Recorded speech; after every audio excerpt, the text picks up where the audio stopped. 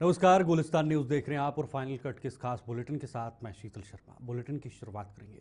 Bharatiya Janata party ने कांग्रेस के बड़े नेताओं पर ईडी द्वारा की जा रही कार्रवाई का समर्थन किया है।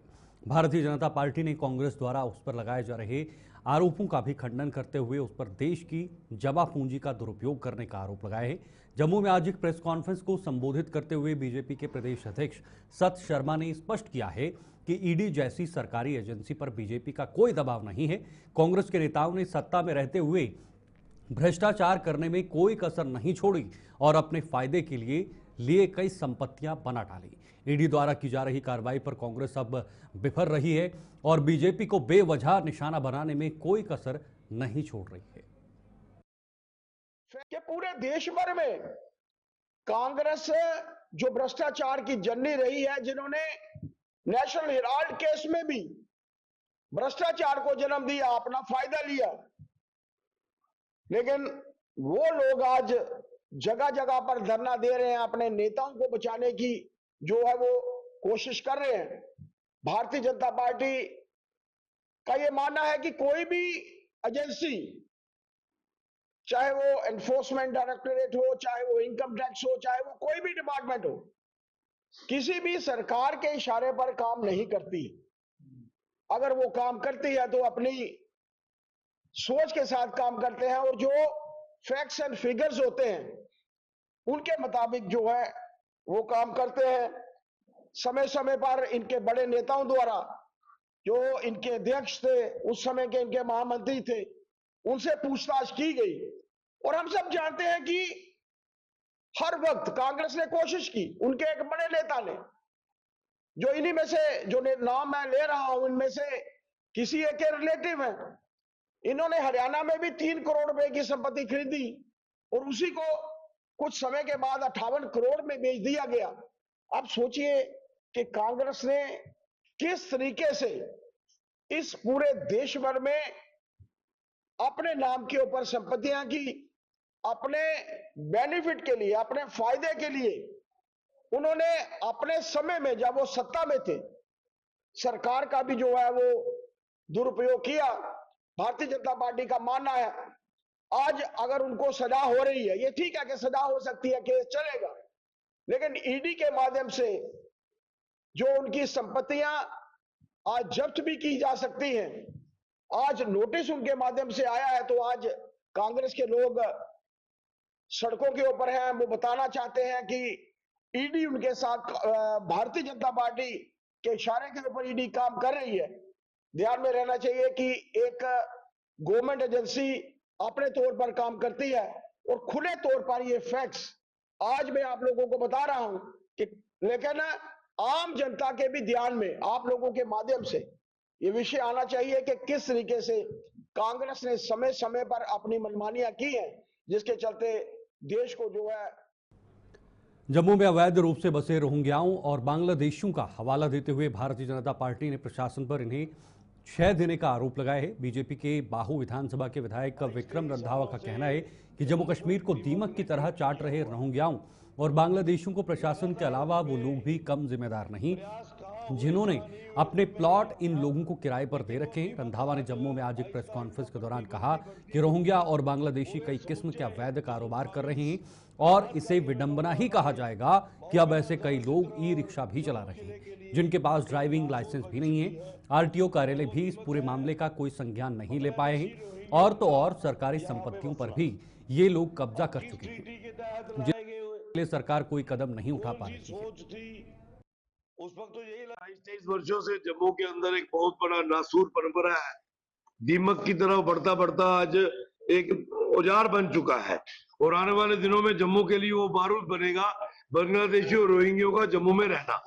हमने हर प्लेटफॉर्म पे इस बात को पहुंचाया है। हम सरकार में नहीं भी थे, हम सड़कों पे भी उतरते थे, हमने जम्मू बचाओ आंदोलन भी बनाया, हमने इनके पाइपलाइन की पाइपें भी उखाड़ी थी, लेकिन मुझे पता है कि कुछ एडमिनिस्ट्रेशन में लोग रहते हैं जो इसको ह्यूमैनिटेरियन ग्राउंड पे ले जाकर तो गलत तरीके से इनको शेल्टर करते हैं। हमने डिमांड की है कि जिन प्लाटों में ये रहते हैं उन प्लाटों की तहकीकात की जाए। वो प्लाट सरकारी है तो किसके कब्जे में है, जो लोग 3-3, 4-4 लाख रुपए महीने का किराया इकट्ठा कर रहे हैं, वो कौन लोग हैं, उन पे एफआईआर दर्ज की जाए और जो सरकारी संपत्ति पे उन्होंने कब्जा किया है वो वापस लेकर बांग्लादेशी रोहिंग्यों से जम्मू कश्मीर को मुक्त करवाया जाए, ताकि जम्मू कश्मीर का नागरिक जो है अपने आप को सुरक्षित पाए।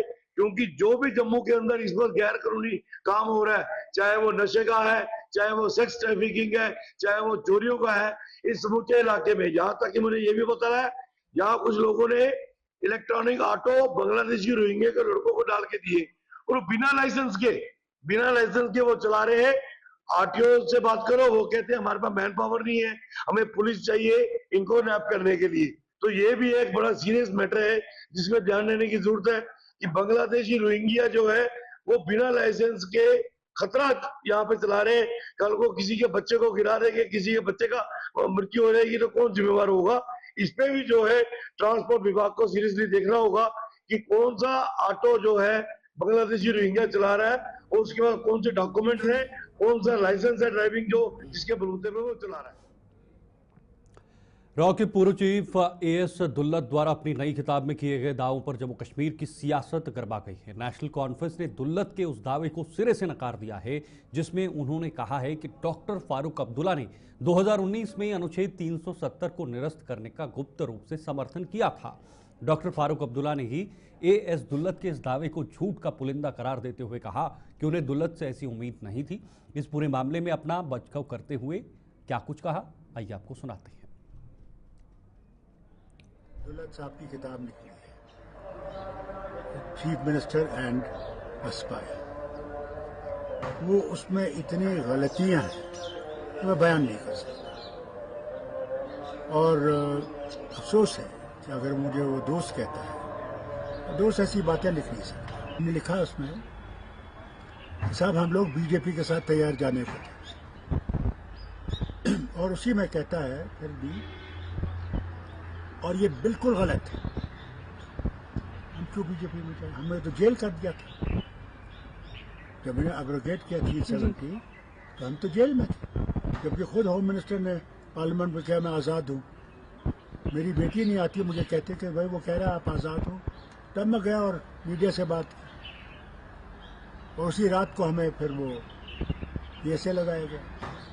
अगर हमने आर्टिकल 370 को बिट्रे करना होता तो फारूक अब्दुल्ला ने असेंबली में 2/3 मेजॉरिटी से इसको पास क्यों किया होता?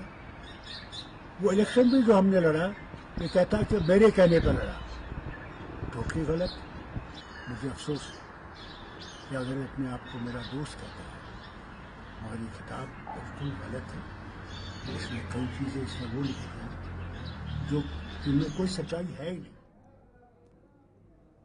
अगली खबर की तरफ बढ़ेंगे। अमरनाथ यात्रा के बालटाल रूट पर स्थित आधार शिविर की क्षमता बढ़ा दी गई है। इस आधार शिविर की क्षमता 300 यात्रियों की है, जिसे अब बढ़ाकर 500 किया जा रहा है। बांडीपुरा के डीसी मंजूर अहमद कादरी ने आज इस आधार शिविर का दौरा कर विभिन्न सरकारी विभागों के अधिकारियों को यहां हर किस्म के इंतजाम यात्रा से पहले पूरे करने के दिशा निर्देश जारी किए हैं।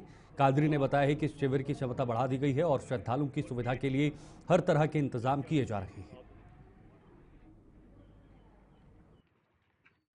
जो बालतल जाने वाली रूट पर एक ट्रांजिट पॉइंट हमारा पड़ता है शादीपुरा, तो वहाँ पर हमारे पहले 300 लोगों के रुकने की सहूलियत थी। तो इस साल हमने उसको एनहांस किया है, 500 तक हम उसको एनहांस करने वाले हैं। उसमें यात्रियों की सहूलियत के लिए जितने भी बेसिक रिक्वायरमेंट्स हैं इंफ्रास्ट्रक्चर की, वो लगभग कंप्लीट है। उसको सिर्फ रिनोवेशन करने की ज़रूरत है। जैसे अभी रोड वाइडनिंग की वजह से वहाँ पर कुछ दीवारें वगैरह तोड़नी पड़ी, तो उसको हम अभी रिकन्स्ट्रक्ट कर रहे हैं। जो टॉयलेट ब्लॉक्स है उसको हम नया बना रहे हैं।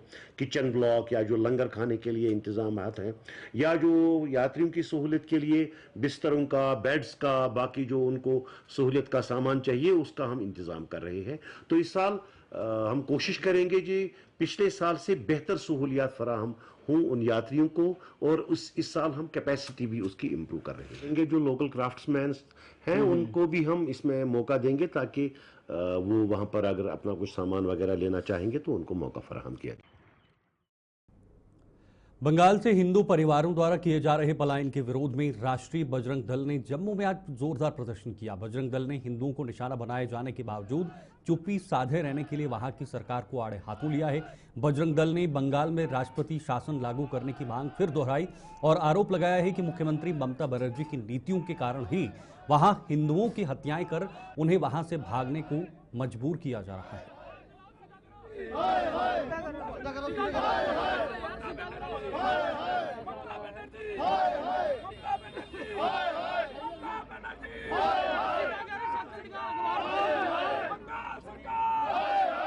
राष्ट्रपति शासन लागू करो, बंगाल में राष्ट्रपति शासन लागू करो, बंगाल में राष्ट्रपति शासन लागू करो, बंगाल में राष्ट्रपति शासन लागू करो, बंगाल में राष्ट्रपति शासन लागू करो, बंगाल में राष्ट्रपति शासन लागू करो, बंगाल में राष्ट्रपति शासन लागू करो, बंगाल में राष्ट्रपति शासन लागू करो। बंगाल के अंदर 500 से ज्यादा फैमिलियां जो हैं वो अपने जन्मस्थली को छोड़कर जो है उनको भागना पड़ा है। कारण शांति प्रिय समाज के लोग उनके घरों के ऊपर उनके द्वारा किए गए हमले, वहां पर दंगे भड़काए गए और हिंदुओं को टारगेट किया जा रहा है, हिंदुओं को मारा जा रहा है। वहां पर एक बाप बेटा जो हिंदू देवी देवताओं की मूर्तियां बनाते थे उनकी हत्या कर दी गई और वहां की बंगाल की जो सरकार है वो केवल मूर्तिदर्शक बनकर देख रही है। खुली छूट उनकी तरफ से उनको दी गई है, किसी प्रकार की भी कोई रोक टोक नहीं है और हिंदू जो है वो लगातार मारा जा रहा है। पूरे देश के अंदर रोष है, पूरे देश के अंदर हिंदू मांग कर रहा है कि बंगाल के अंदर राष्ट्रपति शासन जल्द से जल्द लागू किया जाए। अगर हिंदू को बचाना है वहां पर, हम पहले भी बंगाल सरकार के खिलाफ विरोध प्रदर्शन करते रहे हैं। जिस प्रकार से वहां पर बांग्लादेशियों को घुसाने का काम किया गया, अपने वोट बैंक की राजनीति के लिए वहां जनसंख्या संतुलन को बिगाड़ने का काम किया गया इस ममता बनर्जी के द्वारा, और आज उसकी ये खामियाजा जो है वो वहां पर हिंदू समाज भुगत रहा है। एक वक्त बोर्ड के विधायक उसके बिल के पीछे, उसकी आड़ के पीछे हिंदू को टारगेट करने का काम जो है वो बंगाल के अंदर किया जा रहा है, जिसको बर्दाश्त नहीं किया जाएगा।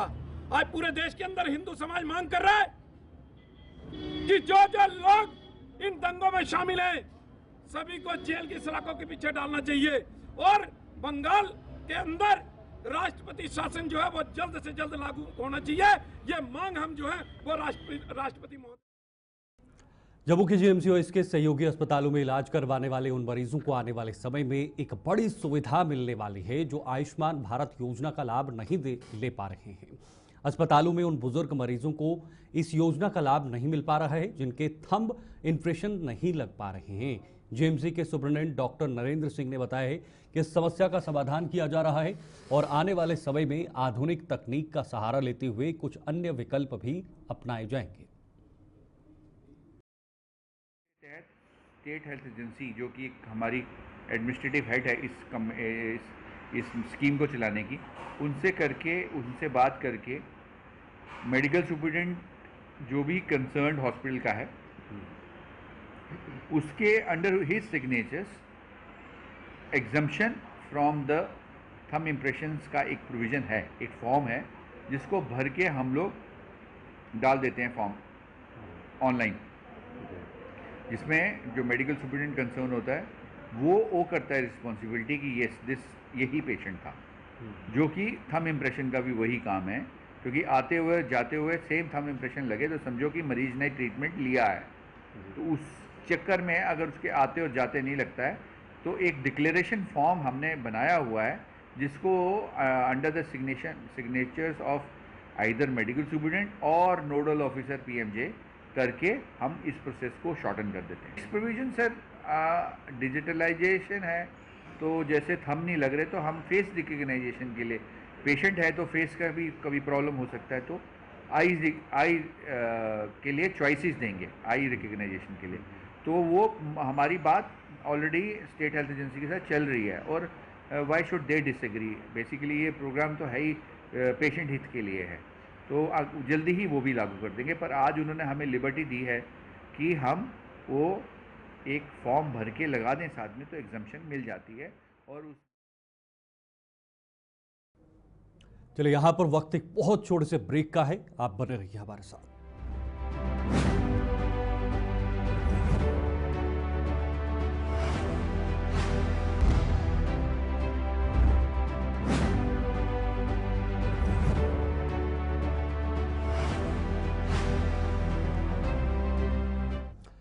ब्रेक के बाद एक बार फिर से आप सभी का बहुत बहुत स्वागत है। बुलेटिन में आगे बढ़ेंगे। विजयपुर के गढ़वाल इलाके में नशा तस्करों का पीछा कर रही पुलिस की एक गाड़ी हादसे का शिकार हो गई। इस गाड़ी में सवार पुलिसकर्मी बाइक पर जा रहे नशा तस्करों का पीछा कर रही थी कि अचानक एक मोड़ पर यह गाड़ी और बाइक सवार भी नियंत्रण खो बैठे और हादसे का शिकार हो गए। इस पूरे मामले में गाड़ी में सवार 2 पुलिसकर्मी और बाइक पर सवार 2 युवक घायल हो गए हैं। इन दोनों युवकों में से एक फरार हो गया, जबकि दूसरा पुलिस के हत्थे चढ़ गया। इस हादसे में पुलिस की गाड़ी बुरी तरह क्षतिग्रस्त हो गई है, लेकिन गनीमत यह रही कि इसमें कोई जानी नुकसान नहीं हुआ है। तो मैं घर गया तो इतने की रौला पे आखते एक्सीडेंट हुई है इतने खूआ पर। चक्कर ये इतने समगलर जेडे ना चिट्टा बेचा देना धड़ाधड़, गड्डियां बाहर आउंदियां ना, मोटरसाइकिल बाहर आउंदा ना, कोई पैदल जा रहा चिट्टा लैन। ये तो इयां हुई है कोई दुकानदारी होंदी इत्थे। तो बड़े परेशान आ बहुत ज्यादा। तो पुलिस वाले बेचारे मुहिम छेड़ी है, असें तो शुक्र किया, लेकिन यह है भी अज की डेट चो बेचारे आपू भी जख्मी हुई है ना। तो जेडे मुड़े पिछे लाई ही गड्डी वो भी इंजर्ड हुई है ना, 3। एक तो नट्ठी दा ते 2 लेइए ना हॉस्पिटल जम्मू नूं पता इत्थे विजयपुर। तो चक्कर ये है इन्हें सारा बड़ा तंग कीते दा। तो अस आने भाई बच्चे एक बच्चा अजकल, तो वो भी नहीं साढ़े को रहोगा अपना, तो फिर की फायदा। तो पुलिस का ऐसा छुड़िए मेहरबानी करनी है, बिल्कुल जियां करा देना करना चाहिए। बिल्कुल होए ना, हाँ पुलिस के जवान जख्मी होए ना, गड्डी पूरी खराब हुई है, बिल्कुल डेड हुई है, मतलब गड्डी तो बिल्कुल कंडम हुई है बिल्कुल। वहीं बहुजन समाज पार्टी ने जम्मू संभाग में अपना जनाधार बढ़ाना शुरू कर दिया है। इसी कड़ी में पार्टी के जम्मू कार्यालय में आयोजित एक कार्यक्रम के दौरान कई नए लोग बहुजन समाज पार्टी में शामिल हो गए। इन सभी का बहुजन समाज पार्टी के प्रदेश अध्यक्ष दर्शन राणा सहित अन्य नेताओं ने जोरदार स्वागत किया है।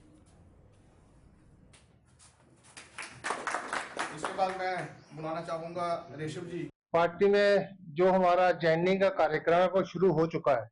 कुछ दिन पहले मैंने अपने ओबीसी नेता सांबा में ज्वाइनिंग की है उन्होंने, और हमारा सांबा में जो संगठन था वो आगे बढ़ रहा है, कठुआ में बढ़ रहा है, जम्मू में भी जम्मू में बढ़ रहा है, और काफी जगहों पे हमारा जो बहुजन समाज पार्टी बड़ी मजबूती के साथ आगे बढ़ रही है। और मुझे उम्मीद है कि जो हमारे साथी जिन्होंने आज ज्वाइन किया, एक तो मैं इनका स्वागत करता हूँ और इनसे उम्मीद करता हूँ कि आने वाले समय में और पार्टी के और आगे बढ़ लेके जाएंगे। नहीं जी, जैसे आदरणीय बहन जी का आदेश होगा वैसे हम करेंगे, जैसे उनका आदेश होगा वैसे हम करेंगे, उसमें कोई नहीं लड़ने के। नशा मुक्त भारत अभियान के तहत स्कूली बच्चों को नशे के दुष्प्रभावों के प्रति जागरूक करने की मुहिम जोर पकड़ती जा रही है। इसी कड़ी में अखनूर के एक सरकारी स्कूल में आयोजित शिविर में बच्चों को एक डॉक्यूमेंट्री दिखाकर बताया गया कि नशा समाज के लिए कितना हानिकारक है। इसके अलावा बच्चों ने भी लघु नाटकों के माध्यम से समाज के हर वर्ग से नशे से दूर रहने का आह्वान किया।